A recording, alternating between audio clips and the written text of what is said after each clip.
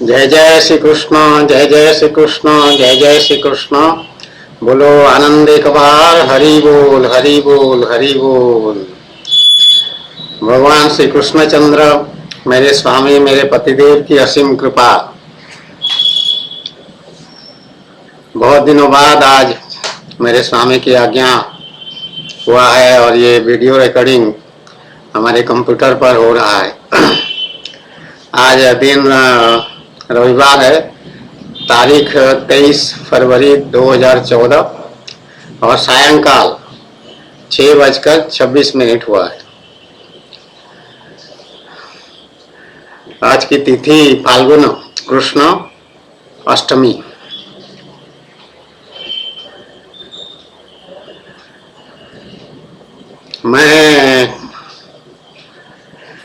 मैं कौन हूँ? ये आध्यात्मिक साधना का प्रारंभ में यही प्रश्न उठता है कि मैं कौन हूँ। लेकिन भगवान जो बना देते हैं वही सत्य होता है।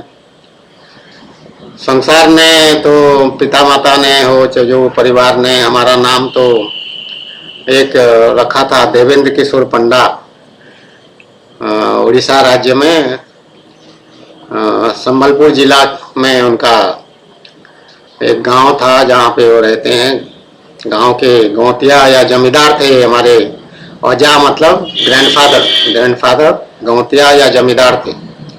उनके सबसे छोटा पुत्र नीलाचल बिहारी पंडा, वो हमारे डीके पंडा देवेंद्र किशोर पंडा के पिता। तो देवेंद्र किशोर पंडा का घर का नाम था देवेन, मतलब प्यार से बुलाने वाला। दिनचर्या में प्रतिदिन का जो प्यार का नाम होता है वो देवेन। सबसे बड़ा भाई राजेंद्र किशोर पंडा का नाम राजन, और देवेन के नीचे देवेन 2 नंबर, दूसरा लड़का, बड़ा लड़का दूसरा, और उसके नीचे देवेन के नीचे नरेंद्र किशोर पंडा नरेन, उसके नीचे बीरेंद्र किशोर पंडा बीरेन, उसके नीचे ज्योत्सना रानी पंडा बहन हुई, उसका नाम मिनी, घर का बुलाने का नाम, प्यार का नाम मिनी।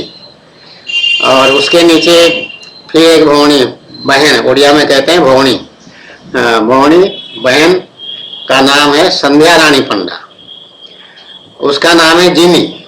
बड़ी जो है उसका नाम मिनी और छोटी का नाम जिनी।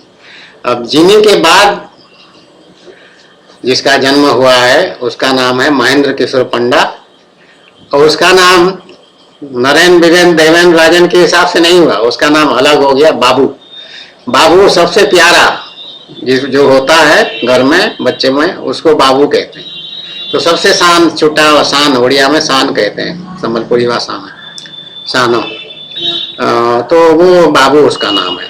बाबू आजकल नई दिल्ली में रेलवे बोर्ड में क्लास 1 या क्लास जॉब में है, ऐसा मुझे मालूम है।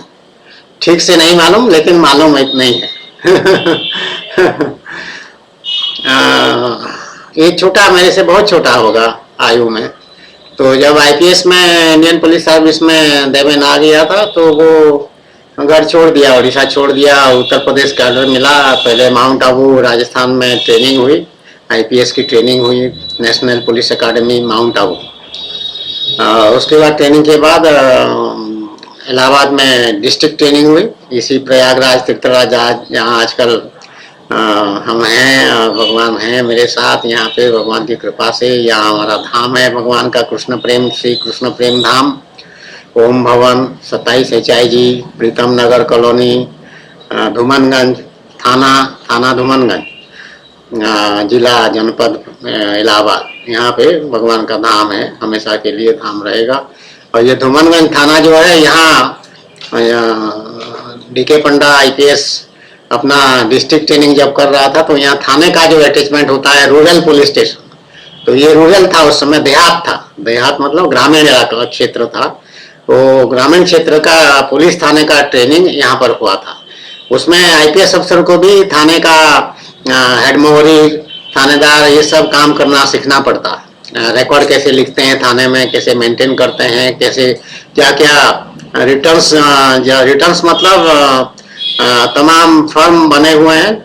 उन फर्मों में भर भर करके जो सूचनाएं मुख्यालय को जाता है, पुलिस अधीक्षक के कार्यालय में जाता है, उसको रिटर्न्स कहते हैं। अंग्रेजी में रिटर्न्स कहते हैं, हिंदी में स्टेटमेंट वगैरह इस तरह से कुछ क्या कहते हैं, अभी याद नहीं है।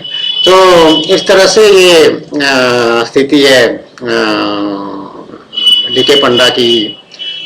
ये जो पूर्व परिवार कहो, उसके बाद भगवान की यह प्राप्ति होगी। भगवान ने तुरंत दूसरी राधा का नामकरण किया और फिर जब पाणी ग्रहण किए 1 वर्ष के बाद, तो फिर कृष्ण प्रिया नाम रखा भगवान। विवाह के बाद अधिकतर, आजकल वो है कि नहीं मुझे नहीं मालूम, लेकिन पहले ऐसा होता था कि विवाह के बाद पति अपने पत्नी को एक नाम देता था, प्यार से देता था, अलावा उसके अलावा तो कुछ हो नहीं सकता है। तो जैसे डीके पंडा ने अपने धर्मपत्नी वीना पंडा, बिना शासन का नाम सीमा रखा था, उसी तरह से भगवान जो है दूसरी राधा का नामकरण जब किए हैं तो कृष्ण प्रिया रखे, तो कृष्ण प्रिया। तो इस तरह से आज ये स्थिति है। और हम आज ये बहुत दिनों बाद ये वीडियो रिकॉर्डिंग हो रहा है, भगवान की कृपा है। तो समय बदल रहा है और शरीर क्षीण हो रहा है। शरीर छोड़ने के लिए हम तत्पर हैं, छोड़ना चाहते हैं। तो मैं कहने से मैं ये कहती हूँ कि डीके पंडा अब नहीं है। जब भगवान की प्राप्ति हो गई तो कायाकल्प हो गया, कायाकल्प हो गया तो डीके पंडा भगवान में लीन हो गया। और भगवान दूसरी कृष्ण, बाबा कृष्णानंद पहले नाम रखे थे, जब सखी भाव या गोपी भाव नहीं दिए थे भगवान, तब तक बाबा कृष्णानंद पुरुष रूप में कृष्णानंद नाम रखे थे, कृष्णानंद। कृष्ण का आनंद जब मिल जाता है, भगवान की प्राप्ति जब होती है तो परमानंद की प्राप्ति हो जाती है, परम शांति की प्राप्ति हो जाती है, तो उसमें कृष्णानंद नाम रखे भगवान। उसके बाद दूसरी राधा, उसके बाद कृष्ण प्रिया, ये नामकरण इस तरह से हुआ है। और आज की जो मेरी स्थिति है, मैं कृष्ण स्वरूप हूँ, आत्म स्वरूप हूँ, भगवत स्वरूप हूँ। तो इसमें जो स्थिति बनती है वो आत्मा में रमण करने वाली, आत्माराम की स्थिति होती है। इसमें शरीर का स्थान नहीं दिखाई पड़ता है, ये ज्ञान मार्ग की बात है। मेरे भगवान की कृपा से भगवत गीता में जो 3 मुख्य मार्ग भगवान बताए हैं, शिक्षा दिए हैं, कर्म योग, ज्ञान योग और भक्ति योग, वो तीनों योग मार्ग जो है भगवान मेरी सिद्धि करा दिए। कर्म योग भी सिद्ध, भक्ति योग भी सिद्ध और ज्ञान योग भी सिद्ध।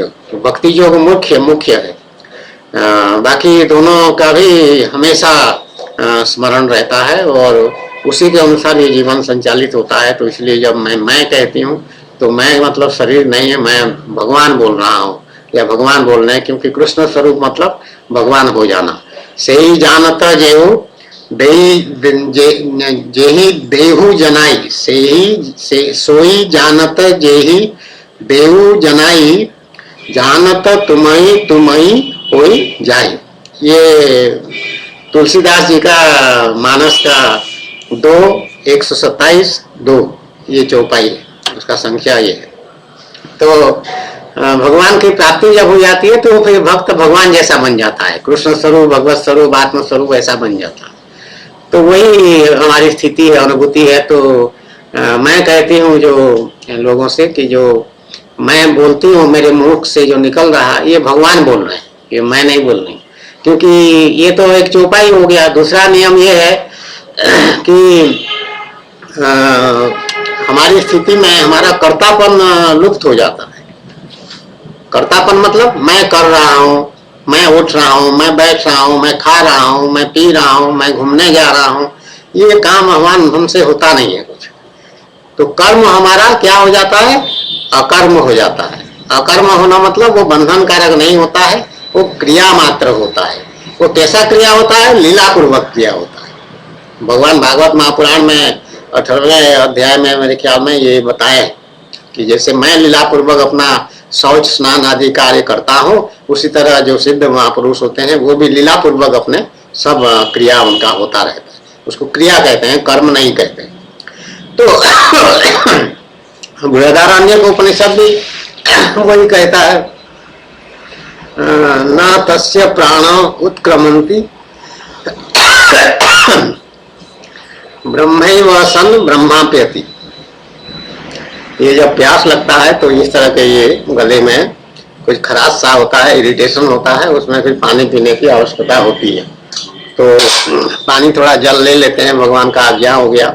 तो जल जो है ये लोटा से लिया जाता है। लोटा में जो सरफेस टेंशन है पानी का वो सबसे कम होता है और वो अच्छा होता है शरीर के लिए। ये हमारा भारतीय संस्कृति का ये लोटा एक बहुत प्रमुख चिन्ह है। लोटा जो है एक विशेष उपकरण है, ऐसा कहिए, जिसका कि आध्यात्मिक महत्व है। ये कम वस्तु नहीं है, बहुत बड़ी बात है ये लोटा। तो सब लोग भारतीय जो भी हैं लोटा अपने पास में रखें और लोटा से ही पानी पिए। वो भी ये काय का लोटा है, ये तांबे का ब्रास का लोटा है। तो ब्रास में रखा हुआ जल जो 6-7 घंटा रहता है उसमें, उसको पीने से बहुत बढ़िया माना गया है। वैज्ञानिक कारणों से बहुत बढ़िया माना गया है। तुम लोग सब मनुष्य जो आजकल वैज्ञानिक बातें बहुत जल्दी मानते हो, आध्यात्मिक बातें जल्दी नहीं मानते हो, तो वैज्ञानिक समझ करके इसको इंटरनेट में सर्च करो, तुमको बहुत मिल जाएगा इसके बारे में सूचनाएं। तो इससे पी लेते हैं।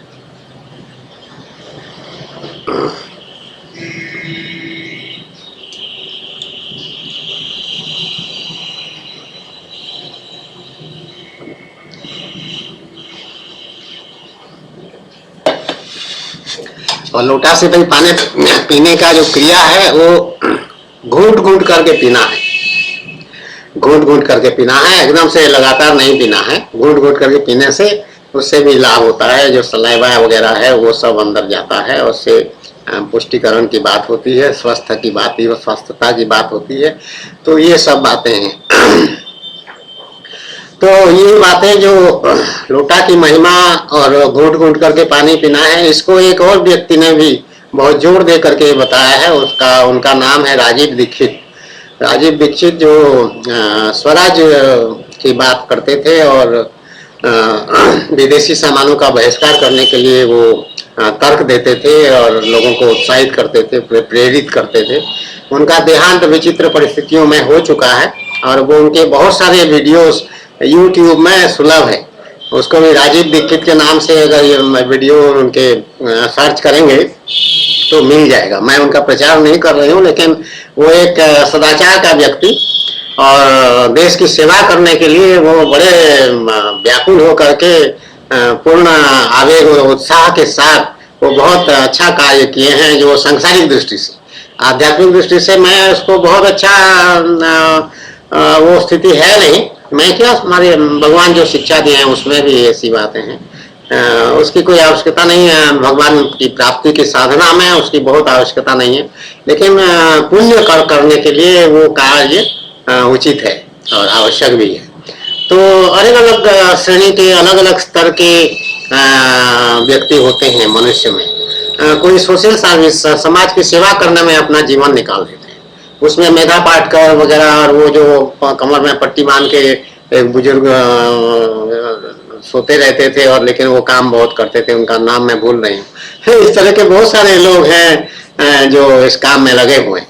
वो ठीक है। हमारे महात्मा गांधी कितना बड़ा काम किए देश के लिए और समाज सेवा भी कह सकते हैं उसको। फिर हरिजन बस्ती में जाकर के पखाना साफ करने तक की बात वो करते थे, कहते थे। इस तरह के उत्साह उनमें था और अंततोगत्वा उनकी हत्या हो गई, कर दी गई। इसी तरह से उनका जीवन का अंत हुआ। तो ये सब मनुष्य, महात्मा गांधी तो बहुत ज्यादा आध्यात्मिक आधार लिए हुए थे और उनका जीवन आध्यात्मिक रहा, परंतु कर्म जो था उसको कर्म योग के हिसाब से उन्होंने किया कि नहीं, ये मैं नहीं बता सकती हूँ, कोई नहीं बता सकता है। उनका 100 पुस्तकों का 100 वॉल्यूम, 100 खंडों में उनके जीवन का सब बातें जो उन्होंने कहा है और किया है वो सब है, उल्लेख है। मैंने जब IGGRP इलाहाबाद के पोस्ट पर नियुक्त थी तो वो सब खरीदवाया था सरकारी पैसे से। सरकारी वो सरकारी पब्लिकेशन है, भारत सरकार का पब्लिकेशन डिवीजन का वो पुस्तक है। तो ये सब महापुरुष इनको कह दिया जाता है। लेकिन ये भगवान प्राप्ति का जो उपाय भगवान गीता में बताए, गीता उनका जीवन का आधार था। बहुत उनकी मित्रता थी गीता के साथ, गीता रखते थे। और उन्होंने कहा भी ये है कि जब भी मुझे कोई संदेह होता है, कोई निर्णय लेने में असुविधा हो जाती है, या कोई मन में कोई चिंता आ जाती है, तो मैं भगवत गीता को पलटती हूँ, पढ़ता हूँ, तो मुझे उसका अच्छा लगता है, उसका उपाय भी मिल जाता है, मन शांत हो जाता है। ऐसा उन्होंने कहा भी है महात्मा गांधी। महात्मा गांधी को डीके पंडा बहुत मानता था, बहुत ज्यादा मानता था। और भगवान की प्राप्ति होने से पहले जब साधना चल रहा था तब भी साधना तो बहुत 12 वर्षों तक लगभग साक्षात चला। भगवान मेरे स्वामी कहते हैं कि बचपन से मेरा साधना चला है, ये बिल्कुल सही कहते हैं। लेकिन व्यवहारिक दृष्टि से मैं उसको 1991 से गिनती हूँ, और वो 12 साल लगभग का साधना है। तो उस समय भी भगवान की प्राप्ति से पहले तक जो है महात्मा गांधी को वो भगवान का अंशावतार जैसा समझता था। लेकिन जब भगवान की प्राप्ति हो गई तो उसमें पूरा स्थिति बदल जाता है। हमारे जो दृष्टिकोण है, जो समझने की शक्ति है, और पावर ऑफ डिस्क्रिमिनेशन जो कौन सही है कौन गलत है, क्या चीज सही है क्या चीज गलत है, इसको जो जानने की शक्ति है वो एकदम प्रस्फुटित हो जाता है, वो खिल जाता है। मैं स्वयं आश्चर्यचकित हूँ। मैंने पढ़ा है कई पुस्तकें, जब बाद में भगवान की प्राप्ति के बाद किसी कारण से उसको भगवान की आज्ञा के अनुसार, और कोई कारण तो हो नहीं सकता है, कोई निमित्त बनता है, कोई बात कहता है तो भगवान प्रेरित करते हैं उसको, तो हमसे बात करता है। तो भगवान के कारण से ही उसको दोबारा जब पढ़ा तो एकदम एक अलग दृश्य परिदृश्य दिखने को मिला, समझने को जानने को मिला उस पुस्तक के बारे में। और पुस्तक का नाम है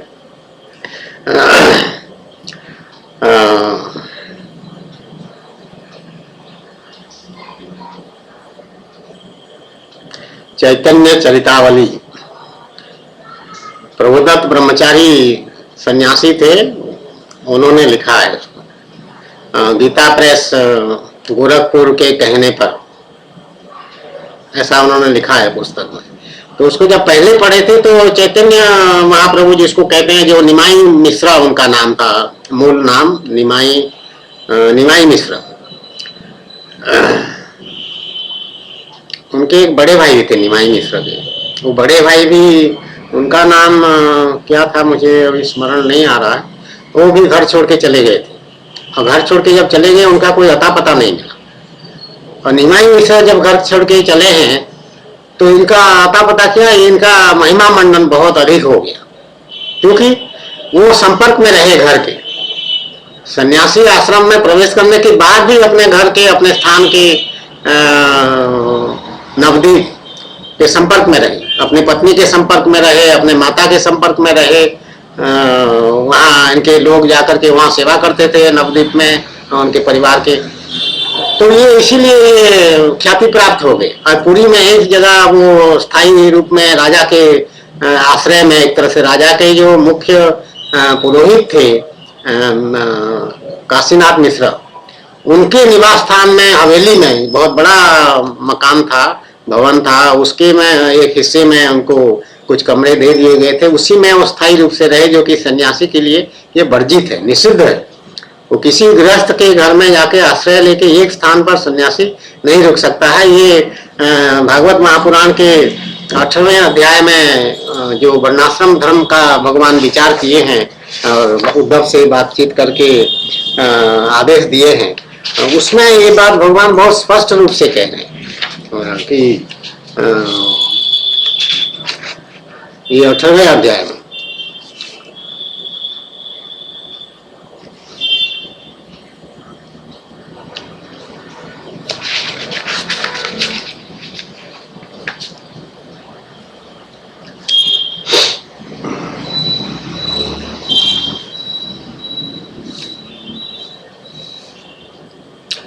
देखिए, कह रहे हैं कि सन्यासी को चाहिए कि जातिच्युत और गोघाती आदि पतितों को छोड़कर चारों वर्णों की भिक्षा ले। केवल अनिश्चित 7 घरों से जितना मिल जाए उतने में ही संतोष कर ले, और इस प्रकार भिक्षा लेकर बस्ती के बाहर जलाशय पर जाए, वहां हाथ पैर धोकर जल के द्वारा भिक्षा पवित्र कर ले। फिर शास्त्रोक्त पद्धति से जिन्हें भिक्षा का भाग देना चाहिए उन्हें देकर जो कुछ बचे उसे मौन होकर खा ले। दूसरे समय के लिए बचाकर न रखे और न अधिक मांग कर ही लाए।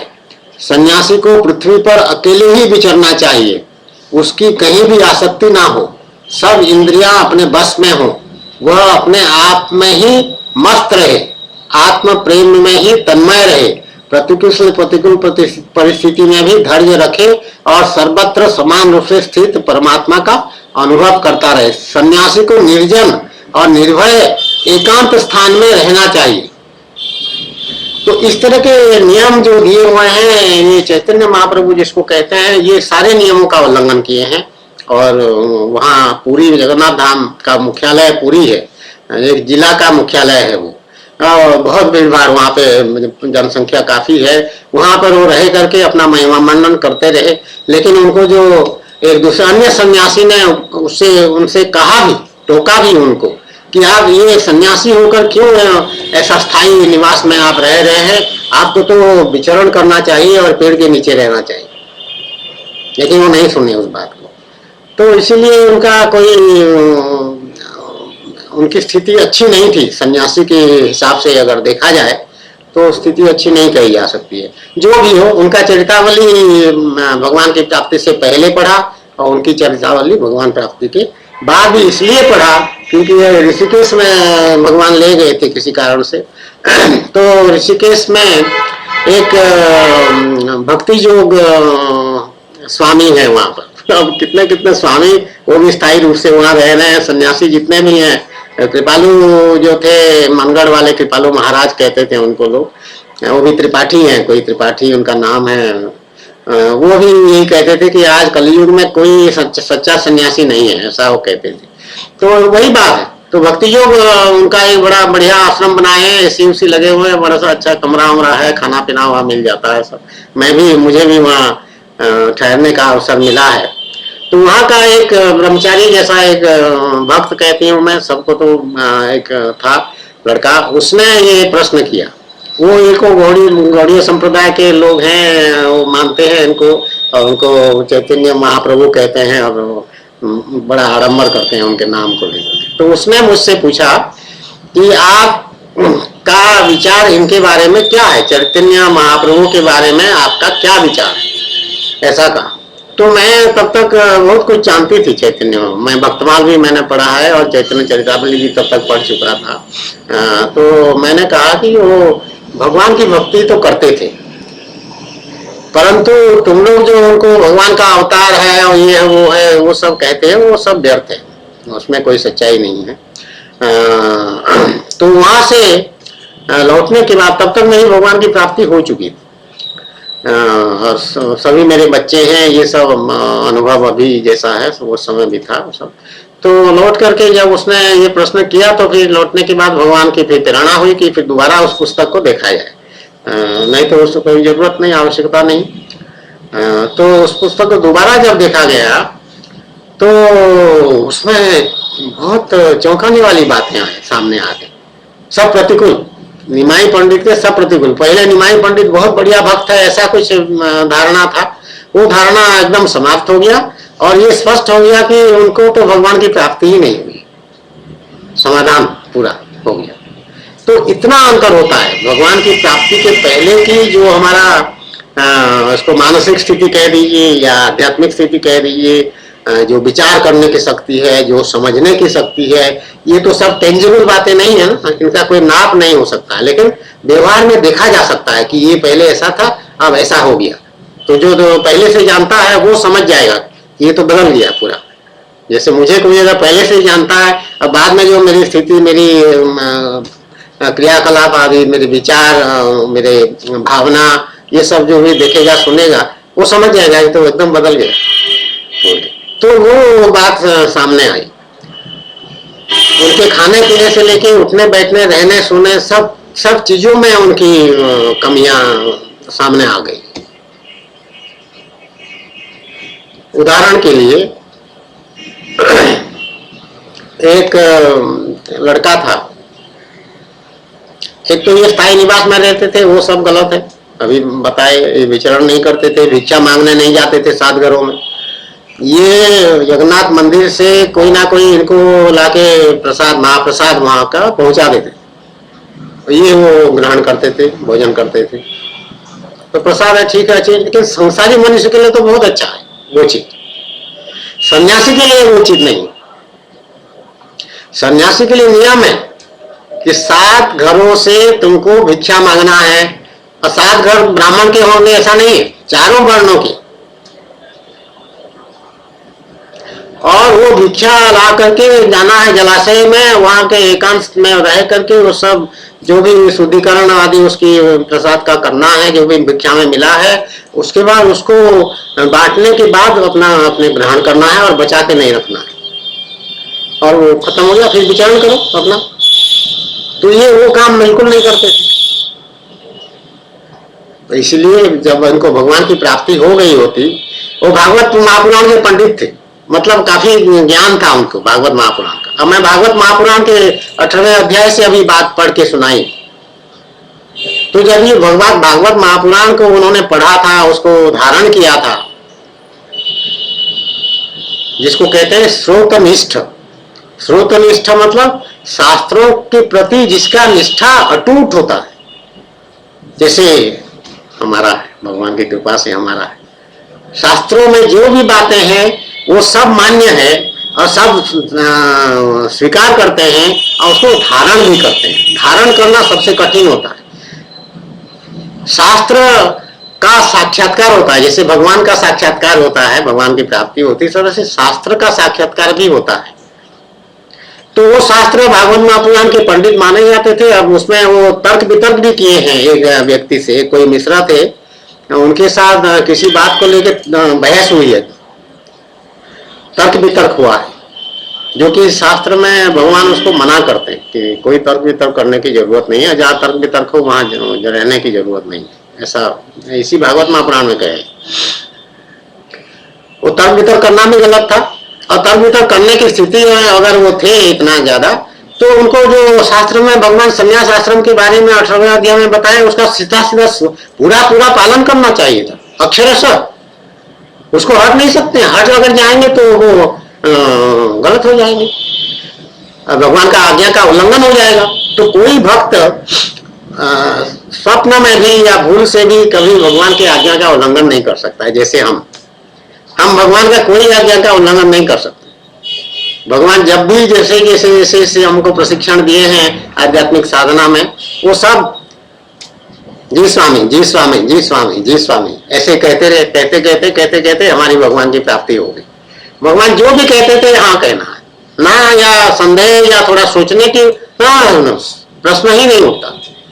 जरा देरी भी नहीं करना है, इतना देरी अगर कर दिए तो वो गलत हो जाएगा, भगवान का अपराध हो जाएगा, भगवान उसको पसंद नहीं करेंगे। भगवान के मुंह से कोई बात निकला है या भगवान कोई प्रेरणा दिए तो पालन करना है फौरन, तुरंत। जैसे उदाहरण के लिए भगवान ने मुझे आज्ञा दिया, जब सर्विस में थे, हम सेवा में आईपीएस में थे, आईजी के पद पर थे लखनऊ में, तो आज्ञा दिया भगवान ने कि मैं तुम्हारे हाथ का बना हुआ खाना खाऊंगा। तब तक वो हमारे सेवा करने वाले अर्दली चपरासी थे, वो लोग इसमें सहायता करते थे, खाना बना देते थे, हम लोग खा लेते थे। भगवान को भोग लगाती थी, उसको मैं ले जा करके अलग से। लेकिन भगवान का आज्ञा जब हो गया तो उसी समय तुरंत आज्ञा का पालन हुआ, और जो थे खाना बनाने वाले उनसे मैंने फिर निवेदन किया। मैंने कहा कि भाई मुझे थोड़ा सा मेरा सिखा दो, थोड़ा मार्गदर्शन कर दो, तो मैं खाना बनाऊंगी। भगवान का ऐसा आदेश हुआ है और उनको भोग लगाऊंगी। फिर उसके बाद उनका उच्चिष्ट मुझे मिलेगा, मैं ग्रहण करूंगी उनकी कृपा से। और उसी दिन से शुरू होगी। आईजी के पद पर हैं, कोई बात नहीं, लेकिन भगवान का आदेश हो गया तो ऐसा आज्ञा पालन करना। फिर वो काम कठिन नहीं रहता है। कभी हम सपनों में नहीं सोचे थे कभी बनाना पड़ेगा बोल के, लेकिन बनाया तो आनंद से।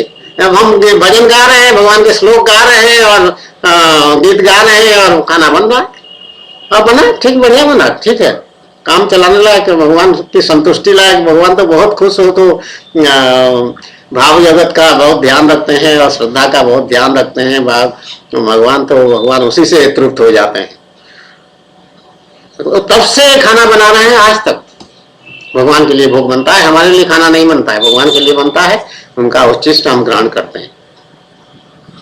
उसी तरह से भगवान ये आदेश दिए थे इसी भवन में, ओम भवन में ही आदेश दिए थे कि शिवरात्रि का दिन था, महाशिवरात्रि का, रात को बताए थे कि अब सेवा छोड़ दो, इस्तीफा दे दो, रिजाइन कर दो, सर्विस से रिजाइन कर दो, इस्तीफा दे दो, वॉलंटरी रिटायरमेंट ले लो, वही वाली बात, एक ही बात है।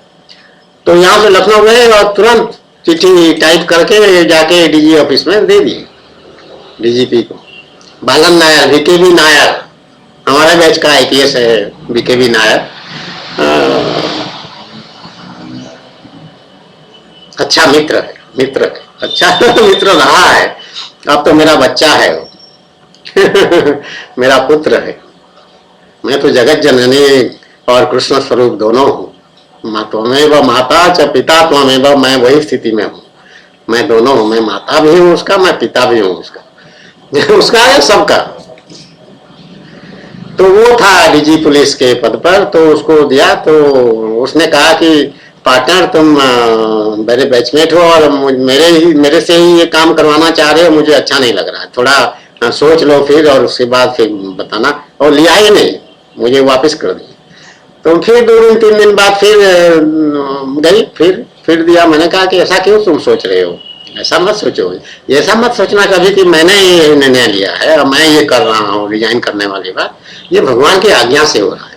तो जो भगवान की आज्ञा से हो रहा है उसका पालन करना है और पालन करवाना ये सबका काम है, कर्तव्य है, सेवा है भगवान की। तो इसको ले लो, आगे बढ़ा दो, सरकार को भेज दो, सरकार जैसा निर्णय लेगा ठीक है। और फिर कैलकुलेटर में हिसाब हिसाब करके मुझे बताया कि देखो तुम्हारा इतने लाख रुपया नुकसान हो जाएगा और जो सरकारी सुविधा अभी मिल रहा है वो सब खत्म हो जाएगा, तो अच्छी बात नहीं है, तो क्यों कर रहे हो, थोड़ा 2 साल 3 साल और 2 साल 2.5 साल है ऐसा कुछ, तो काट लो। मैंने कहा नहीं, आज्ञा हो गया तो कोई 1 दिन भी रहना मेरे लिए असमंजस की स्थिति है।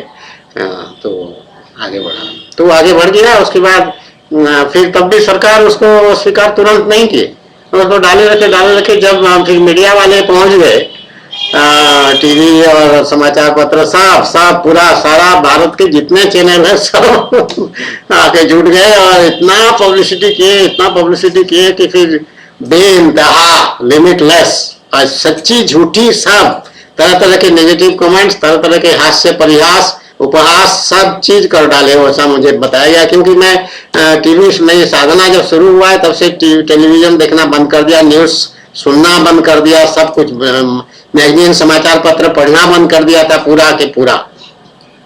लेकिन लोग मुझे बताते थे, कुछ लोग ऐसे होते थे जो आके बताते थे उसमें उस चैनल में ऐसा कहा, उस चैनल में ऐसा कहा, ये कहा है, अभी इतने बजे आएगा देख लीजिएगा, इस तरह के सूचनाएं मिलती थी। और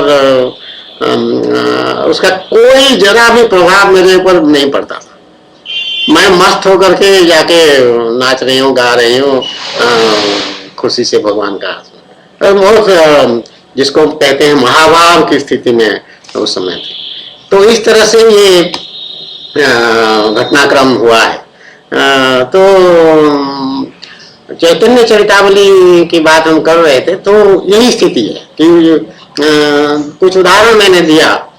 फिर वो जो छोटा हरिदास की बात मैं बता रही थी उसका पूरा नहीं हुआ। छोटा हरिदास जो लड़का उनके साथ काम कर रहा था, उस लड़के को रखना ही और गलत बात है।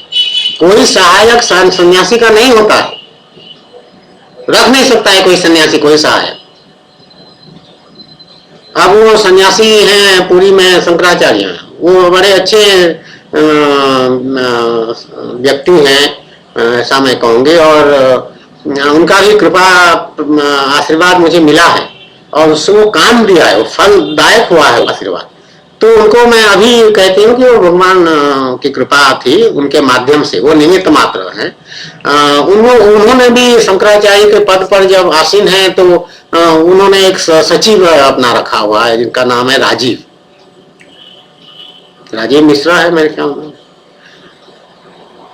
वो भी सन्यासी है या ब्रह्मचारी है मुझे ठीक से नहीं मालूम, लेकिन कुछ उसी तरह का है, पूछा नहीं कभी।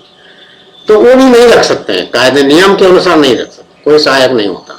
तो छोटा हरिदास ये चैतन्य महाप्रभु की एक जो कमजोरी थी, कमजोरी ही मैं कहूंगी उसको, वो तो नहीं मानते थे ये कमजोरी है, ना कोई लेखक प्रबुद्ध ब्रह्मचारी में भी ने भी उसको कमजोरी नहीं बताया है, जबकि वो ब्रह्मचारी स्वयं सन्यासी थे।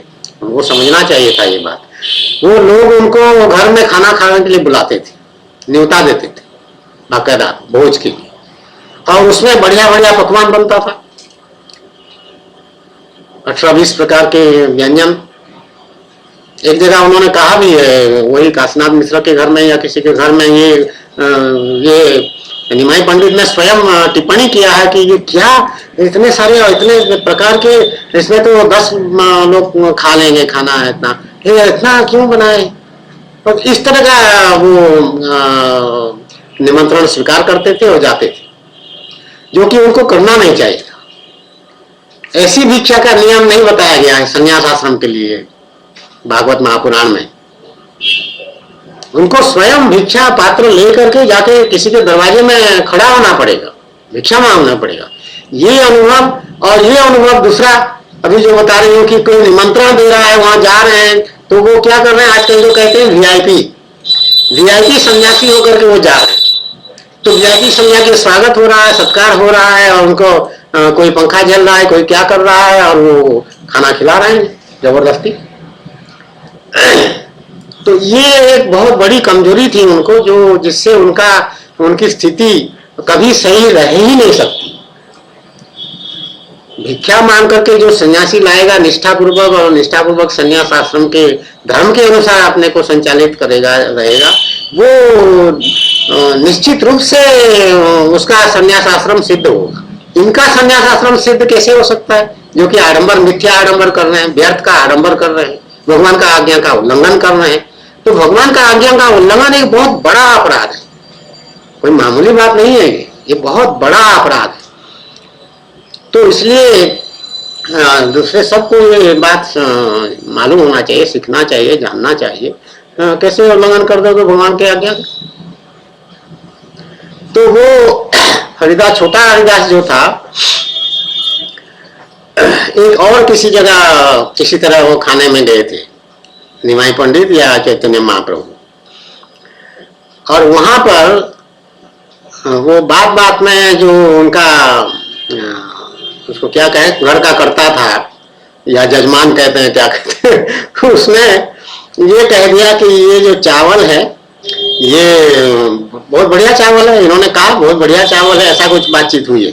उसने कहा कि हाँ ये जो है वो फलाना कोई औरत थी वहां पर, वो भी भक्त थी, चैतन्य महाप्रभु को मानती थी और भक्ति करती थी भगवान की, ऐसा उसमें लिखा है। उसके यहाँ से ये चावल आया है, तो ये बहुत बढ़िया चावल है। तो बोले कि अच्छा वहां से कैसे आया, कौन लेने गया, क्या क्या, इस तरह के बाद तो पता चला कि छोटा हरिदास जो था लड़का, इनका असिस्टेंट, वो वहां से जाके उसको लाया है, वो औरत के यहाँ से। तो औरतों से ये बहुत चिढ़ते थे, परहेज करते थे कि औरतें उनके पास ना आए, सामने ना आए, औरतों से कोई व्यवहार ना हो, ये वो नियम बना रखे, जो कि कोई आवश्यक नहीं है। ये नियम भी अहंकार पूर्वक हो सकता है, निष्ठा से नहीं हो सकता है। भगवान की आज्ञा अनुसार ऐसा नियम नहीं हो सकता। भगवान का आज्ञा अवश्य ये है कि सन्यासी जो है लकड़ी का बना हुआ स्त्री का भी स्पर्श नहीं करेंगे, और लकड़ी को औरतों के साथ या स्त्रियों के साथ कोई ठट्ठा या हंसी मजाक ऐसा नहीं करेंगे, और स्त्री को के चेहरे को नहीं देखेंगे, स्त्री के साथ वार्तालाप नहीं करेंगे, संभाषण नहीं होगा। इस तरह के नियम भगवान बताए। परंतु जब भिक्षा मांगने जाओगे तो स्त्री आकर के देगी। पुरुष लोग तो बहुत कम खाने पीने के मामले में पड़ते रहे हैं, ज्यादा वो अपने काम करने बाहर जाते हैं, घर के ज्यादातर अधिकतर। तो वो औरतें आके मान ली कोई औरत आके भिक्षा दे रही है, तो सन्यासी का धर्म ये है कि स्त्री का चेहरा ना देखे, उससे कोई बात ना करे, और भिक्षा नहीं करके अपना आंख नीचे किए हुए वहां से चला जाए। बात करने की कोई गुंजाइश नहीं, कोई जरूरत नहीं। तो इसीलिए ये नियम कि स्त्रियों को परहेज करना है और स्त्रियों का लाया हुआ चावल नहीं खाना है, ऐसा कोई नियम नहीं है। ये सब नियम ये अपना अहंकार पूर्वक बनाए हैं, ऐसा समझना पड़ेगा, मानना पड़ेगा, और उनको भी मानना पड़ेगा, किसी को भी मानना पड़ेगा। तो छोटे और छोटा हरिदास लाया था, इसका वो अपराध उसके खिलाफ उन्होंने कहा कि छोटा हरिदास को ये काम नहीं करना चाहिए। छोटा हरिदास उनका असिस्टेंट नहीं था, मुझे स्मरण आ रहा है गोपाल बोल के कोई उनका असिस्टेंट था सर। छोटा हरिदास एक छोटा उम्र का लड़का था जो भक्ति इनका करता था, इनके पास आता जाता था, अब स्मरण हो रहा है कुछ इस तरह। तो वो छोटा हरिदास को उन्होंने कहा कि ये अब यहाँ मत आए कभी। अपने वो असिस्टेंट लड़के को गोपाल को उन्होंने आदेश दे दिया कि छोटा हरिदास अब यहाँ आएगा तो उसको भेज देना, वापिस भेज देना, यहाँ आने मत देना। तो बहुत जोर से उन्होंने, थोड़ा गुस्सा से कहे होंगे, क्रोध पूर्वक कहे होंगे, आवेग के साथ कहे होंगे, जोर दे के कहे होंगे। तो बेचारा तड़पता रहा। फिर जब पता चला कि नाराज हो गए हैं स्वामी जी तो बहुत परेशान हुआ। छोटा हरिदास इधर उधर जाके तमाम सिफारिशें करवाया, कोई काम नहीं दिया। तो फिर उसने ये निर्णय लिया कि जाके यही प्रयागराज तीर्थ संगम में आकर के वो अपना शरीर छोड़ देगा, गंगा जी में कूद करके जल समाधि ले लेगा, मर जाएगा, आत्महत्या कर लेगा। अगर चैतन्य महाप्रभु उसको क्षमा नहीं करते हैं और उनको फिर उनके पास आने जाने का छूट नहीं देते हैं, तो वो लोग जाकर के बताए उनको, चैतन्य जी को। तो चैतन्य महाप्रभु ने कहा बहुत अच्छा है वो मर जाए। ये जो शब्द है, ये जो वाक्य है, ये जो विचार है, ये जो भाव है, इसमें जो तीव्रता है, जो अग्नि है, इसमें वाणी या शब्द में अग्नि का वास है, ये हमारा शास्त्र बताते हैं, भगवान बताते हैं। तो इसलिए वाणी का स्वच्छंद भाषण की मनाही है। मुंह से केवल उतने ही शब्द निकले जितना आवश्यक है, ये नियम है। ये भागवत महापुराण की बात बता रहे हैं हम। 18वें अध्याय के ये सन्यासी, उसके पहले 17वें या 16वें अध्याय में यही बात है, वाणी की स्वच्छंदता की बात ना हो। जो मन में आया कह दिया, जो बेचारा आया कह दिया, वाणी से मुंह से निकल गया, ऐसा नहीं। तो उन्होंने यही कहा कि वो मर जाए, ये अच्छा हो कि वो मर जाए। और हुआ वही, वो लड़का आया यहाँ और गंगा जी में कूद करके अपना प्राण त्याग कर दिया। ये जो है सन्यासी की बात तो दूर, एक गृहस्थ भी या संसारी मनुष्य भी ऐसा काम नहीं करेगा। ऐसा काम करने से अपने को बचाएगा कि मेरे कारण किसी की मृत्यु ना हो। तो किस प्रकार से कह सकते हो कि ये निमाई पंडित को भगवान की प्राप्ति हुई? नहीं, बिल्कुल नहीं, प्रश्न ही नहीं होता। उसके बाद वो भोजन ले रहे हैं, तो वो जो सन्यासी, दूसरे सन्यासी थे, उनका नाम आया है उसमें, मैं अभी भूल रही हूँ, चैतन्य चरितावली में उसका नाम भी है। उसने कहा कि आप तो ये चींटी का धार देखा, चींटी का धार चला जा रहा है दीवार में चढ़ के किसी जगह। तो कहा कि चींटी का धार कैसे चल रहा है, लगता है वहां पे कुछ मिठाई उठाई रखा हुआ है, कुछ खाने का वस्तु कुछ है। तो वही हुआ, खाने का वस्तु था और चींटी चल रहे हैं वहां। ये चैतन्य के घर की बात है, जहां वो रहते थे, निवास स्थान की बात। और तुम ऐसे ऐसे खा रहे हो, बहुत बढ़िया पकवान मंगा के तुम्हारे पास आ रहा है और तुम बढ़िया खा रहे हो मजा लेके, ये सब गलत बात है। भिक्षा लेके तुमको खाना चाहिए, ऐसा उस सन्यासी ने चैतन्य महाप्रभु से कहा। तो इसका असर हुआ, इसका असर चैतन्य महाप्रभु पे होगा। और वो खाना जो आडंबर पूर्वक चल रहा था उसको उन्होंने लगभग समाप्त कर दिया और थोड़ा बहुत खाना लेने लगा। तो ये भी जो है किसी भी साधक के जीवन में ऐसी स्थिति जब आती है और उसमें वो प्रतिक्रिया करता है और अपने को व्यवस्थित करने की चेष्टा करता है, ये भी एक अच्छी बात नहीं है। एक अच्छे साधक के ये लक्षण नहीं है। अच्छा साधक वही है जो पहले से ही भगवान की शिक्षा को ध्यान में रखते हुए अपना आहार और निद्रा को नियत कर ले। भगवद गीता का श्लोक है, आहार और निद्रा को नियत करने वाली बात। नियत मतलब संयम करना, सात्विक भोजन खाना है, ग्रहण करना है, भगवान को समर्पित करना है पहले, अपना नहीं खाना है, भगवान को समर्पित करके उनका उच्छिष्ट ग्रहण करना है, ये साधक करता है, जो अच्छा साधक है। तो ये खाते कैसे थे, ये कहीं नहीं आया चरित्र चरितावली में कि जो भी आता था वो भगवान को पहले समर्पित करके फिर खाते थे, ऐसा नहीं आया। जो लोग बुलाते थे घरों में उनको पकवान खिलाने के लिए, वहां भी ये उल्लेख नहीं है। तो मैं खा रहा हूं इस भाव से यदि वो खा रहे थे तो वो कर्म बंधन बनाने वाला कर्म है।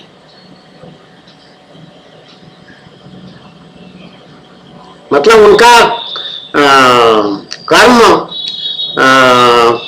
का आवेग अभी शांत नहीं हुआ था।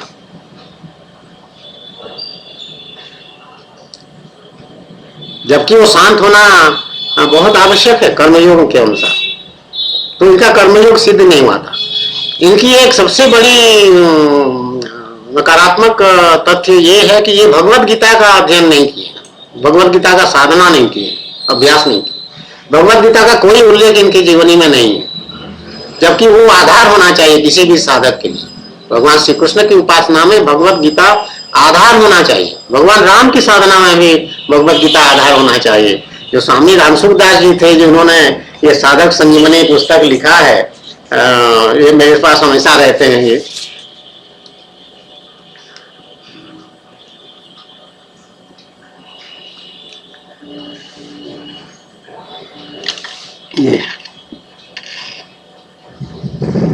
ये स्वामी रामसुखदास लिखा है ना नीचे। ये भगवान राम के भक्त हैं, रहे सन्यासी थे ये भी बचपन से, लेकिन वो भगवान श्री कृष्णचंद्र की भगवत गीता पर बढ़िया टीका लिखे, साधक संजीवनी, बहुत बढ़िया, सरल भाषा में और बहुत बढ़िया। तो चैतन्य महाप्रभु का ये भी नकारात्मक बात सामने आता है, भोजन करना, मैं खा रहा हूं, ये तो हमारा कब से छूट चुका है। भगवान को भोग लगा के खाने का अभ्यास साधना काल में बहुत शीघ्र आरंभ हो गया था। भगवान की इतनी कृपा रही, बहुत कृपा हमारे ऊपर, भगवान की बहुत कृपा बहुत ज्यादा कृपा, बहुत असीम कृपा, मेरे कृपा सिंधु इसलिए मैं कहती। तो वो खाने का उन्होंने इतना कम कर दिया, तो लोग आके फिर उनको पहुंचे, उनके जो चेले थे जो उनको मानते थे, जो उनकी चापलूसी करते थे, उनकी प्रशंसा करते थे, वो लोग फिर पहुंचे उनके पास। हाँ क्या क्या क्या, हमने सुना है कि आप उसके कहने पे अपना खाना वाना कम कर दिए हैं, आपका शरीर कमजोर हो गया है, बहुत गलत बात है, अच्छी बात नहीं है ये, क्या आप कर रहे हैं, ऐसा मत करिए और खाना ठीक से खाइए। तो चैतन्य जी ने कहा कि अच्छा ठीक है, जैसी आज्ञा, आपकी आज्ञा होगी तो फिर वैसे करेंगे, और फिर वो खाना बढ़ा दिया। ये देखिए,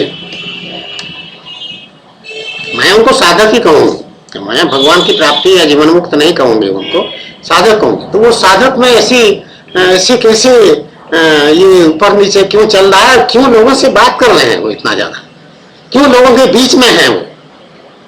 आध्यात्मिक साधना एकांत में होगा, पक्का नियम है, ये अनुभव की बात बता रहे हैं। जब डीके पंडा की साधना हुआ तो उसका सारे संबंध सभी से बंद हुए, परिवार के सदस्यों को शामिल करिए इसमें, उनसे भी कोई संबंध नहीं रहा सीधा।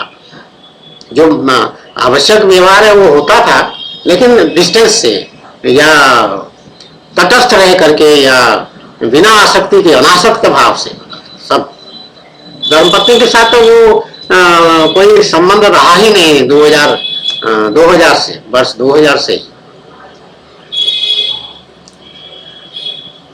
और दोनों लड़के बाहर पढ़ते होते थे, एक बाद में नौकरी करने लग पड़ा बड़ा वाला, छोटा वाला दिल्ली में पढ़ता था। दो ही लड़के थे बस, हैं आजकल जीवित हैं। तो परिवार, सरकारी स्टाफ और संसार, जो भी अफसर क्लास हमारे जान पहचान के जितने थे, बैचमेट हैं, क्लासमेट हैं, और क्या क्या है, क्या क्या मेट हैं, कैडर मेट, फलाना मेट, धमाका मेट, जो भी पब्लिक है, जो कुछ संबंध बन ही जाता है कि उनका मेरा सबसे कम था उसमें, उनसे भी कोई संबंध नहीं रहा। एकांत में हम खाली भगवान की साधना करते थे, उपासना करते थे और पूजा करते थे, भजन कीर्तन करते थे। ये लोगों के बीच में रह करके एक ने कहा तो खाना कम कर दिया, दूसरे ने कहा कि खाना बढ़ा दिया। ये कैसी साधना चल रही है। ऊपर से तर्क वितर्क भी कर ले रहे हैं लोगों से। उसके आगे चल के ये भी उसमें आया है कि वो कभी कभी दीवार में अपना सर मारते थे, ऐसे दीवार में, और ये सूज जाता था, कभी कोई खून भी निकलता था। ये कोई भी साधक है उसकी ये दशा नहीं होती।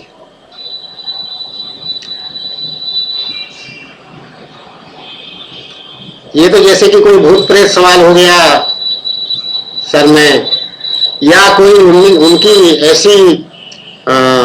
ऐसा भाव उनमें पैदा हो रहा है, उत्पन्न हो रहा है कि मैं इतना कुछ साधना कर रहा हूँ, भगवान की उपासना कर रहा हूँ, मुझे भगवान की प्राप्ति क्यों नहीं हो रही है। इससे व्याकुल होकर के कोई आदमी ऐसा हरकत कर सकता है कि अपने को दंड देने वाला। भूत प्रेत है तो हम ये मान सकते हैं कि वो ऑटोमेटिक अपने आप वो सर पिटता था जाके दीवार में, ऐसा मान लीजिए थोड़ी देर के लिए। लेकिन उसमें ऐसा नहीं लिखा है, उसमें लिखा है कि ये अपना मारते थे, स्वयं मारते थे। तो जब कर्तापन नहीं रहेगा तो सर पटकने की बात तो बिल्कुल भी नहीं आएगी। सामान्य उठना बैठना उसमें कर्म सीमित हो जाता है। कर्म योग जब सिद्ध हो जाता है वो कर्म से निवृत्ति हो जाती है। तो संसारी मनुष्य जैसा वो कर्म का आवेग नहीं रहता है, फिर वो शांत हो जाता है। फिर क्या, शौचालय गए, भोजन किए, बैठे हैं, ध्यान कर रहे हैं, ध्यान में बैठे हैं, या कोई स्वाध्याय कर रहे हैं, इतना तो काम है। और काम क्या, या झाड़ू पोछा लगा रहे हैं, सफाई थोड़ा बहुत तो करना पड़ेगा सोच के लिए, वो कर रहे हैं। वो तो वो करते नहीं थे क्योंकि उनका सहायक एक लड़का था गोपाल बोल के, वो सब करता होगा जरूर। इनका झाड़ू पोछा करने का कोई उल्लेख नहीं। जबकि यहाँ पर हम दूसरी जगह जो है हर प्रतिदिन झाड़ू पोछा, कपड़ा धोना, बर्तन धोना, रसोई बनाना, जो भी गृहस्थी का काम है वो सब सब सब सब बाजार से सामान लाना, धोना, सब्जी धो के रखना, फ्रिज में रखना, फ्रिज से निकालना, काटना, सब्जी बनाना, सब्जी तैयार करना, ये सब काम दूसरी ज्यादा ही करती है, सब काम। लोग आश्चर्य होते हैं, लोग बहुत आश्चर्यचकित होते हैं कि ये कहाँ एक आईजी पुलिस था बेचारा, आईपीएस अफसर रहा है, और ये आज वहीं गेट के बाहर सड़क पर झाड़ू लगाते हैं सुबह सुबह। उनके लोग मॉर्निंग वॉक में आते जाते रहते हैं सामने सड़क में, और हम झाड़ू लगाते रहते हैं। वहाँ झाड़ू लगे पे जब वो कूड़ा बटोरना, वो कूड़ा में कितने कितने विचित्र विचित्र चीजें मिलती है हमको। उस कूड़ा में ये कभी कभी सिगरेट विगरेट मिलता है, बगल में चाइनीज रेस्टोरेंट खोले हैं ये लोग, उनका खाया हुआ प्लेट, जूठन का प्लेट, कागज का प्लेट, और ग्लास, प्लास्टिक का ग्लास, चम्मच प्लास्टिक का, ये सब मिलता है। तम्बाकू वो खाने का जो वो रैपर है उसका वो टूटा हुआ वो मिलते हैं। औरतों के जो ऋतु के समय के मेंसेस जिसको कहते हैं अंग्रेजी में, उसका जो कपड़ा है वो कुत्ते ला करके वहाँ फाड़ फूड़ करके रखे रहते हैं, उसको भी बटोरना पड़ता है। गाय बैल के टट्टी गोबर उबर तो रहता ही है, कभी कभी दूसरे मल भी वहाँ दिखाई पड़ जाता है, उसको भी साफ करना पड़ता है, बटोरना पड़ेगा, उसको जाके फेंकना पड़ेगा सही जगह पे, और फिर उसको धोना पड़ेगा। ये सब काम करना पड़ता है। वो सुबह इतने सारे कूड़े में बहुत सारी बातें हैं। कोई चूना का आजकल एक नया डिब्बी चला है, कभी कभी शराब की बोतलें यहाँ मिलती हैं। लोग शराब, यहाँ बगल में एक नया शराब का दुकान खुला है, तो आजकल वो टीन के कैंस में और शीशे के बोतल में ये सब बेच रहे हैं लोग, बियर और नाना प्रकार के। कभी कभी तो मैं देखती हूँ आजकल ये क्या चल रहा है उसका वो लेवल चिपका रहता है, उसको पढ़ते भी हैं कभी। सब भगवान की सेवा समझ के सब मैं करती हूँ, आराम से करती हूँ। कोई मन में कोई ग्लानि या कोई विकार पैदा बिल्कुल नहीं होता, क्योंकि सब काम यहाँ भगवान की सेवा के लिए हो रहा है। सब काम 100% काम जो है, 100% कार्य जो है कर्म या क्रिया जो है वो सब भगवान की सेवा के लिए दूसरी ज्यादा कर रही है। तो इसलिए विकार किस बात का करें, कोई विकार नहीं। वहां सब कूड़ा उड़ा सा हाथ गंदा होता है, आके साबुन से हाथ धोते हैं अंदर, फिर दूसरा सेवा शुरू करते हैं, भगवान को भोग लगाते हैं। तो ये सब काम करते हैं। तो चैतन्य जो थे ये सब ऐसा साधना नहीं की। हमारी तो साधना के समय से ये चल रहा है, अभी सिद्धि के बाद भी हमारा यही चल रहा है। हम कृष्ण स्वरूप हैं, भगवत स्वरूप होकर के भी हम ये सब क्रियाएं कर रहे हैं। करना है। दूसरी जगह जब बनाए, भगवान की धर्मपत्नी जब बनाए, तो धर्मपत्नी का कर्तव्य है कि झाड़ बुहार करके घर को स्वच्छ रखे, रसोई बनाए, कपड़ा वपड़ा धोए, सब करे। तो वही सब कर रहे हैं लीला पूर्वक। उसमें होता है, शरीर में दर्द भी होता है, ये पीठ में बहुत दर्द होता है कभी कभी। मैं स्वामी से कहती भी हूँ पीठ में दर्द हो रहा है, थोड़ा ज्यादा दर्द हो रहा है लीला पूर्वक सब बातें हो रही है, कर रहे हैं। तो चैतन्य जो है इस तरह से खान पान में संयम उनका नहीं था, और जो नियम था, नियम को उन्होंने उल्लंघन किया है। और हरिदास राव को जिद करके उन्होंने मरवा डाला, ये बहुत गलत काम किया। हरिदास राव को बुला करके उसको समझा दिए होते कि देखो भाई मुझे ये पसंद नहीं है, ऐसा आइंदा भविष्य में ना करना। उसमें हरिदास राव जो था, छोटा हरिदास, उसका ज्यादा दोष नहीं था। दोस्त तो असल में वो कर्ता या जजमान जिसने खाने के इनको निमंत्रण दिया था उसने मंगवाया था। ये खाली पोस्टमैन का काम किया था, कैरियर का काम किया था कि वहां से ला करके जाके ला करके इनको दे दिए। मंगवाने वाला वो है, उसको उन्होंने कुछ नहीं कहा, उसका खाना खा के चले भी आए। खाना नहीं खाए भी नहीं, शायद उसको छोड़ के चले आए लग रहा है। थोड़ा वो तो खा चुके थे, मुझे स्मरण नहीं आ रहा है, क्योंकि वो नाराज हो गए थे उसको देख करके। तो अगर खाना छोड़ के चले आए हैं तो और गलत हो जाएगा, क्योंकि अन्न का निरादर नहीं करना चाहिए। ये तो बहुत मामूली नियम है, सब जानते हैं। अन्न कैसे निरादर करते हैं, विकार कैसे हो सकता है, राग द्वेष कैसे हो सकता है सन्यासी का। वो द्वेष था उस औरत के लिए। वो औरत बहुत निष्ठिक भक्त थी, ऐसा लिखा हुआ है, अच्छी भक्त थी वो कोई ऐसी वैसी सामान्य स्त्री नहीं थी। वो स्वयं सामने तो नहीं आई, लेकिन ये नियम बनाए थे औरतों से व्यवहार नहीं करने का। लेकिन बाद में उसमें ये भी विवरण है कि उनके नवदीप से नदिया से औरतें आती थी उनका दर्शन करने के लिए, और कई अवसर पर औरतें उनके पास तक आके पहुंचे, एकदम सामने आके पहुंचे, जबकि दूसरे औरतों को वो दूर से भगा देते थे। वो वहां से दंडवत करती थी और वहां से चली जाती थी, इनके पास नहीं मना था। लेकिन कई लोगों में उन्होंने व्यतिक्रम भी किया।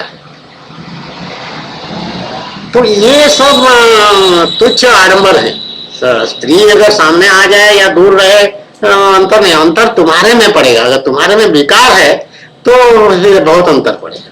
हमारे यहाँ जब आते थे औरतें, पहले बहुत भीड़ यहाँ लगती थी, मेला जैसा, अब सब भगवान शांत कर देंगे।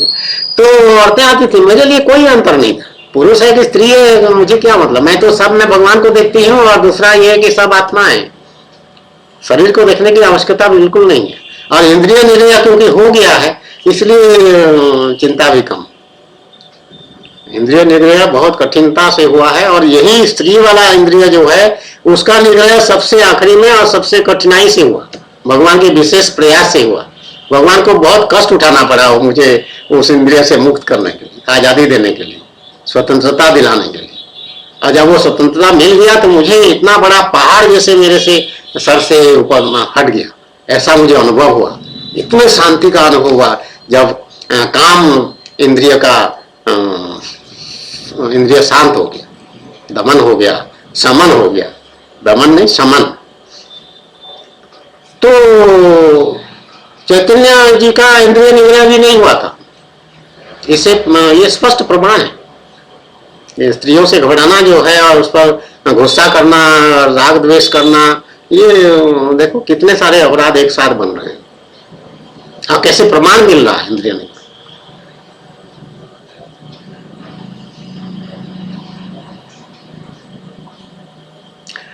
फिर ये वर्णन आया खाने को लेकर के। जब खाने को लेकर के इस तरह से बातें हुई तो वो बीच में फिर ये किए हैं कि जगन्नाथ महाप्रभु के मंदिर से भोजन महाप्रसाद मंगाना बंद करके खुद जा करके वहां जो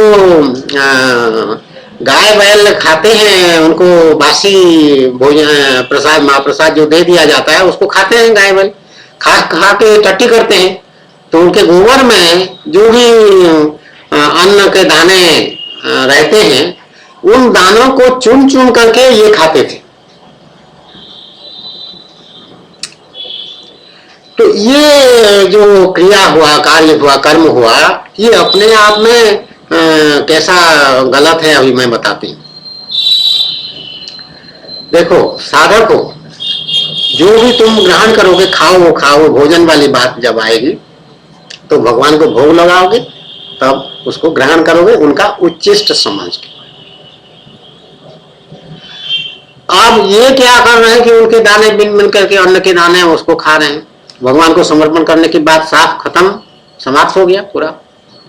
अगर भगवान को समाप्त अर्पण करने वाली बात हम रखते भी हैं तो वो लागू नहीं होता है, क्योंकि गोबर से सना हुआ अन्न के दाने ला करके कोई बुद्धिमान व्यक्ति या जिसका दिमाग संतुलित है वो भगवान को कैसे अर्पित करेगा। भगवान को के लिए तो बढ़िया अन्न और आवश्यक द्रव्य पनी परिवार जिसको सब्जी आदि जो है तो उसको एकत्रित करेगा, काटेगा, बढ़िया साफ सुथरा हाथ पांव धो करके अपने बढ़िया साफ सुथरा जगह में उसको फिर पकाएगा, उसको देगा। ऐसा तो नहीं करेगा कि गोबर से टट्टी से लिया हुआ खाना ला करके भगवान को अर्पित कर रहे हो तुम और तब खा रहे हैं। तो ये प्रमाणित हो गया कि नहीं कि वो कर्म करते थे, अहंकार पूर्वक दिखावा करते थे कि देखो मैं ऐसा खा रहा हूं। गोबर से लिया हुआ अन्न खाने के लिए ब्राह्मण के लिए मना, वो ब्राह्मण थे, किसी के लिए भी वो अनुमन्य नहीं है, सबके लिए मना है। ब्राह्मण वैश्य क्षत्रिय वैश्य शूद्र सभी के लिए वो मना। सबसे कठिन खाने का व्यवस्था जो भगवान किए हैं वो ब्राह्मण के लिए, ब्राह्मण के लिए ये भिक्षा वाली बात है। और दूसरी बात यह है कि यदि भिक्षा लेना ना चाहे हो, अपने को किसी भी प्रकार के आसक्ति या बंधन से मुक्त करने के लिए वो निर्णय कर सके, तो ऐसी शक्ति उसमें अगर हो तो वो अन्न के दाने बाजार में जहाँ पे धान उन तौलते हैं मंडी में, वहां से जा करके जो सड़क में पड़ा रहता है, भूमि पर पड़े रहते हैं चावल धान के अन्न, उसको बटोर करके लाए, बीन करके लाए और उससे अपना जीवन निर्वाह करें, शरीर निर्वाह करें। ऐसा तो आज्ञा है ब्राह्मणों के लिए, बहुत नास्तिक अच्छे श्रेणी के ब्राह्मणों के लिए यही कार्य है। ब्राह्मण का जीवन बहुत कठिन है। तो लेकिन गोबर से लाके खाने के कोई आज्ञा नहीं, ये सब गलत, अहंकार पूर्वक, आडंबर पूर्वक, दिखावा पूर्वक। हमारी पूरी साधना में ऐसे विचार भी कभी नहीं आने का प्रश्न ही नहीं होता, क्योंकि भगवान सामने खड़े हैं। हमारे प्रशिक्षण में जो साधना भगवान करा रहे हैं, हम खाली उनकी आज्ञा पालन कर रहे हैं, हम साधना नहीं कर रहे हैं, भगवान करा रहे हैं। प्रत्येक साधना भगवान करा रहे हैं, प्रतिदिन भगवान करा रहे हैं, ये अनुभव है। भगवान को हम दर्शन नहीं कर पाते थे, लेकिन भगवान साथ हैं और सब बातें बता रहे हैं, ये हमको अनुभव हो जाता था, उनका आदेश मिल जाता था। वो क्या कह रहे हैं मन हम जान लेते थे और वो जना लेते थे हमको। तो इतना भगवान कराए थे कि जब पुलिस ऑफिसर्स मेस में कुछ दिन हम निवास करते थे, सरकारी आवास मिला नहीं था, तो वहाँ ऐसा नियम बना दिए थे कि जो सुबह रोटी लाएगा उसको कहते थे ज्यादा रोटी लाना सुबह, और वो रोटी फिर हम रख के शाम को हम ताजा रोटी नहीं बनवाते, वही सुबह का बासी रोटी जो है शाम को, कभी सूखा हुआ है कभी कैसा है, वही रोटी हम खाते थे। ये जीवा का जो इंद्रिय है रसना का, इसको निग्रह जब करने का अभ्यास भगवान करा रहे थे। तो ऐसा किया है, ऐसा किया है, लेकिन उसी दिन का सुबह का शाम को खाए। तो सेल्फ डिनाइल, ये है सेल्फ डिनाइल। हमको मिल सकता है अच्छा रोटी, ताजा बना हुआ फुला हुआ बढ़िया रोटी मुलायम, डाइनिंग टेबल वहाँ है मेस में, ऑफिस मेस में, वहाँ बैठ जाइए, सब रोटी ला के देते रहते हैं, खिलाते रहते हैं। बहुत खाए हैं बहुत खाए, बहुत मजा लिए, जितना लेना चाहिए उतना भगवान की कृपा से सब हुआ। लेकिन साधना जब चलना है तो भगवान फिर ऐसी व्यवस्था कर दी। तो अच्छा साधक होना भगवान की कृपा से होना बहुत जरूरी है। साधना कैसे कर रहे, भगवान जैसे करा रहे हैं वैसे कर, ये होना चाहिए। मैं साधना कर रहा हूं, मैं साधना कर रहा हूं, मैं ऐसा करता हूं, मैं गलत, सब गलत। जो मैं कहा, मैं करता हूं कहा, तो समझ लो कि वो गलती कर रहा है। उसमें भगवान की को दर्शन ही नहीं है, भगवान की तरफ दृष्टि ही नहीं है, भगवान की बात वो कर ही नहीं रहा। मैं कर रहा हूं कह रहा है, अहंकार पूर्वक कर रहा है। तो अहंकार पूर्वक किया गया कोई भी साधना सफल नहीं हो सकता, सिद्धि नहीं हो मिल सकता। तो कर्तापन का अभिमान लेकर के वो गोबर से अन्न के दाने चुन करके खाने में कोई बात है ही नहीं, कोई अच्छी बात है ही नहीं, कोई लाभ नहीं, वो व्यर्थ है।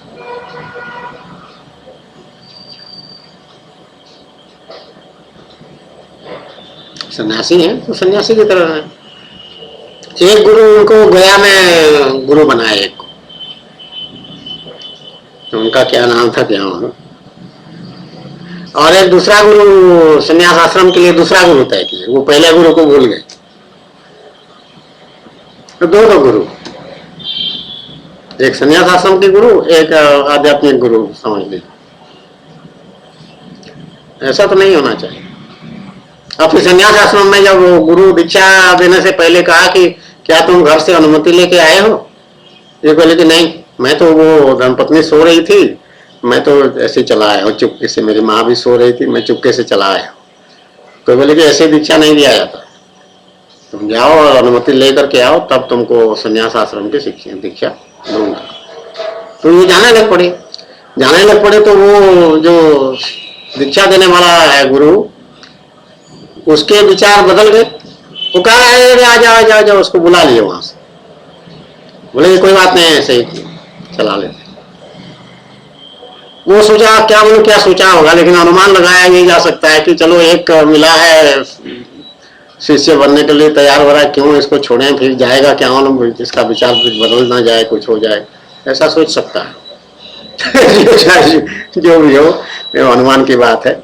अनुमान भी प्रमाण में आता है। जो 6 तरह के प्रमाण, 5 तरह के बताए गए, उसमें एक अनुमान है। अनुमान बेकार नहीं होता, अनुमान प्रमाण होता है। नहीं तो क्या कारण है, तुम नियम खुद ही स्वयं बता रहे हो और उस नियम को खुद ही तोड़ दे रहे, वहीं ऑन द स्पॉट, इमीडिएटली, तुरंत। ऐसा कैसे कर सकते हो? और इस तरह से वो संन्यास आश्रम में प्रवेश किए। अब फिर गुरु बने हो तो शिष्य को इंश्योर करना गुरु का कर्तव्य है कि वो सन्यासी की तरह विचरण करे, अपना जीविका निर्वाह करे और उसी तरह से व्यवहार करे। वो भी गुरु की गलती। तो ये कैसा गुरु था, इससे सहज ही कोई अनुमान लगाया जा सकता है, ये गुरु व्यर्थ का गुरु था, बेकार गुरु था, नियम से खड़ा नहीं उतरता। ऐसे कलयुग में बहुत सारे सब बने हुए हैं, सब चल रहे हैं संसार में आजकल। तो ये 500 साल पहले की बात है, तो उस समय भी यही।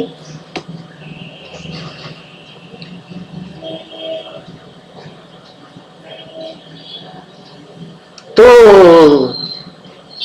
मूल बात जिसको हम प्रमाणित करना चाह रहे थे या बताना चाह रहे थे, वो ये था कि भगवान की प्राप्ति से पहले की जो स्थिति होती है साधक की, संसारी मनुष्य को छोड़ दीजिए, साधक की बात, और भगवान की प्राप्ति के बाद जो उसकी स्थिति होती है, उसमें जिसको कहते हैं कि जमीन आसमान का अंतर है। भगवान की प्राप्ति जब तक नहीं हुई है तब तक साधक की साधना चाहे जितना आगे बढ़ चुका हो, जितनी अच्छी स्थिति उसकी हो चुकी हो, आध्यात्मिक स्थिति, फिर भी वो संसारी कहलाएगा। वो संसार में है, उसकी स्थिति संसार में है, भगवान में नहीं हुआ है पूरा। जब भगवान की प्राप्ति हो जाती है तो वो संसार एकदम छूट चुका है, संसार में वो बिल्कुल है नहीं, ना हो सकता है कभी। केवल भगवान में तत्व में है, भगवत तत्व में ही वो स्थित है और उसी में हमेशा रहेगा। उससे स्खलन या गिरने का प्रश्न ही नहीं उठता। तो भगवान की प्राप्ति से पहले का जो किसी पुस्तक को पढ़ करके साधक चरित्र इसका चैतन्य चरितावली को पढ़ करके जो भाव विचार समझ आया था, उस भाव विचार समझ ये तीनों चीज पूरी तरह से बदल गए और लगभग उलट ही गए। और लेखक के बारे में भी वही राय बना कि लेखक भी अच्छा साधक नहीं रहा है, प्रभुदत्त ब्रह्मचारी।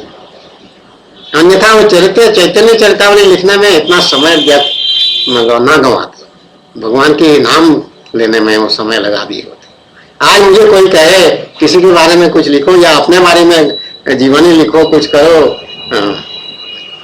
बहुत लोगों ने कहा पुस्तक लिखने की। लोगों के क्या संसारी लोग हैं जो मैं मन में आएगा कह देंगे। कोई कहेगा कि इंटरनेट में अपना वेबसाइट बना दीजिए और उसमें सबका कल्याण करिए और लोगों को जाके जगह जगह जा करके प्रवचन करिए, आश्रम बना लीजिए, शिष्य बना लीजिए। कितनी बातें, जितनी बात लोग उतनी बातें। पुस्तक लिखिए, लोगों को मार्गदर्शन हो जाएगा। तो मैंने कहा आज तक मुझे एक भी व्यक्ति नहीं मिला है जो सच्चे हृदय से अपना आत्मकल्याण करना चाहता है, मतलब भगवान की प्राप्ति करना चाहता है। ये 2003 से आज 2014 है, इतने समय 11 वर्ष का समय निकल चुका है, मुझे एक भी व्यक्ति सच्चा साधक नहीं मिल पाएगा, मेरे सामने नहीं आएगा।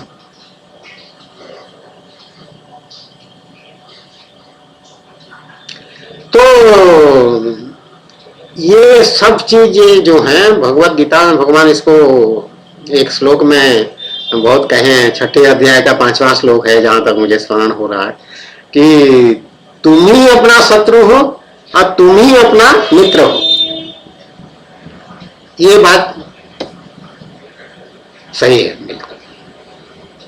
तो जिसका आत्मकल्याण होना होगा वो उसका होगा ही होगा। भगवान इसमें पूरा अपने जी जान लगा देते हैं ऐसा मैं कह सकती हूँ, क्योंकि भगवान का वो परिश्रम देख करके मैं बहुत मुझे अच्छा भी नहीं लगता है कि मेरे स्वामी को इतना मेहनत करना पड़ रहा है मेरे कल्याण के लिए, ऐसा मुझे पहले लगता था। लेकिन अब तो भेद खत्म हो गया कि जो वो है वो मैं हूँ वो है, इस तरह की स्थिति हो गई। लेकिन पहले मुझे ऐसा लगता था कि भगवान इतना परिश्रम कर रहे हैं, इतना सिंसियर है इतना सिंसियरली लगे हुए हैं, ऐसा कोई नहीं कर सकता, इतना परिश्रम क्यों कर रहे हैं बिना वजह मेरे लिए, ऐसा नहीं करना चाहिए था। मुझे बहुत रोना भी आ जाता था कि भगवान को कष्ट हो रहा है, ऐसा सोच के मैं थोड़ा सा द्रवित हो जाती